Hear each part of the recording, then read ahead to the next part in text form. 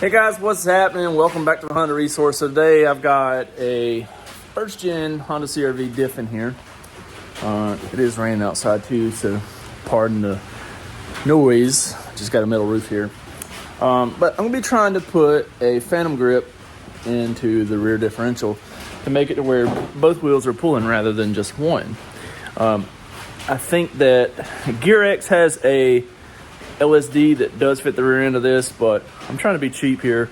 So I picked up this phantom grip. It actually came from Jack Spanier Racing, and I want to say it was about 45 bucks or something like that. So I'll be working on that and trying to get it into this diff and make it to where both rear wheels pull. And then I'm also going to pin the clutches in this one too, because I plan to run a Freelander drive shaft on my CRV. It's over there somewhere. Let's look real quick. Shoo, boy.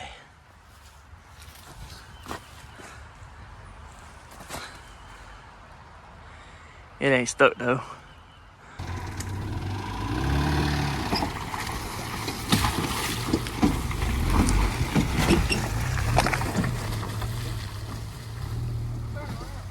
I got like 30 cars here, but yeah, we're gonna dig it out. Just took this one out of another RD1 that we scrapped this morning that had been totaled. So I'm gonna use this one. That way I can get it all squared away. And then whenever it's time to put this one in mine, I can just pull the other one out, put this one back in, and keep on trucking. So let's start tearing this thing apart. All right, so I know I'm gonna have to do some modification of this, but we'll get to that once we get this torn apart. So right now what we gotta do is take this tail housing off, and it's like 12 millimeter bolts all the way around that. There may be a slight bit of fluid left in this because I did drain it before I removed it from the other CRV, but obviously probably still gonna be some in there. All right, so I just got some pig mat set here, just catch any fluid that comes out. And let's get these 12 millimeter bolts out.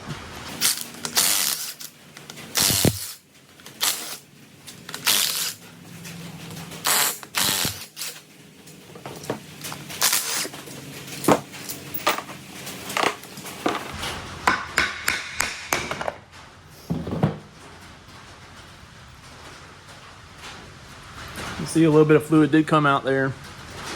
Fine. Keep up with my shims.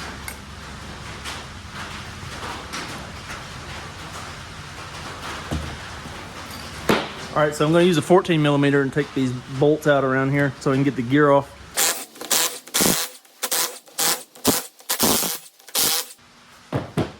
Gotta love Milwaukee stuff, man.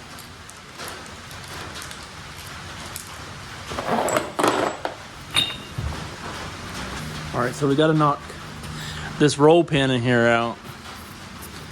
It's got a hole all the way through right here. So I'm gonna see if I can find a punch or something to put down in that and knock that out so we can take this pin out.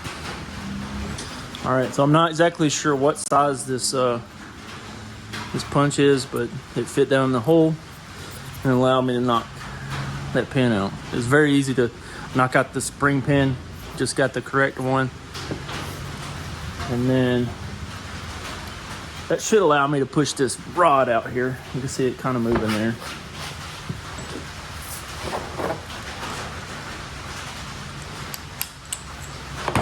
There we go.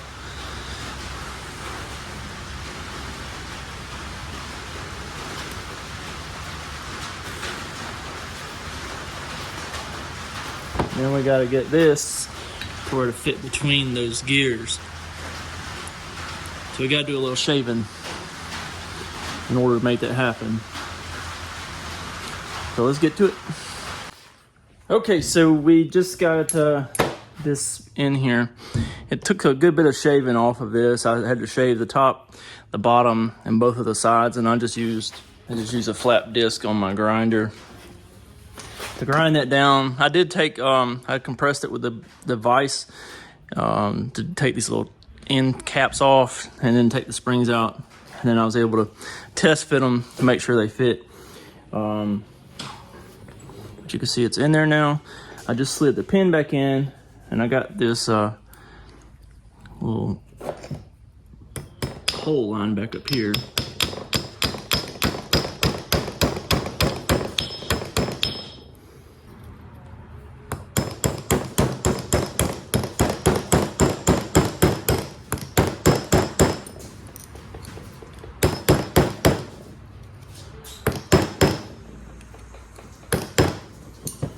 right, and then last but not least, you got to pop these caps off the end. And we'll just use a flat head for that.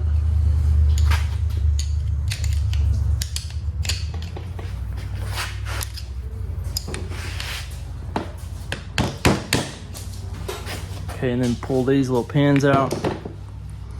You don't want anything that can be in there and free floating.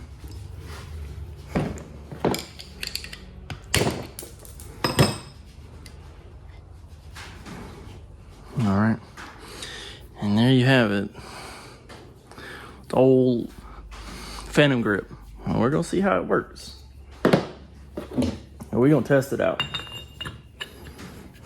We gonna test it out. Ain't that right, Cody? That's right. See how many donuts we can do.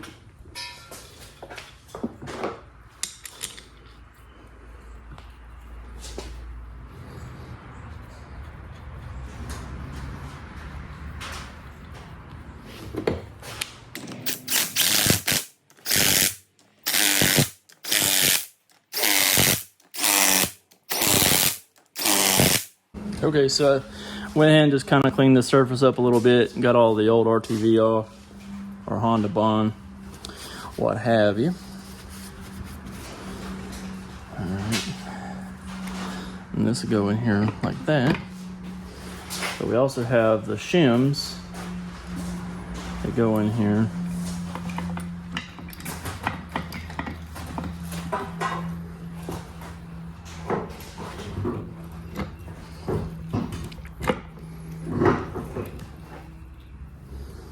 Putting the same shims back in it that were in it before, because we shouldn't have changed anything. We didn't change any of the bearings or anything, so it should be the correct placement. And then I gotta clean the other cover, and then put some Honda bond or RTV on this, and we'll put it back together.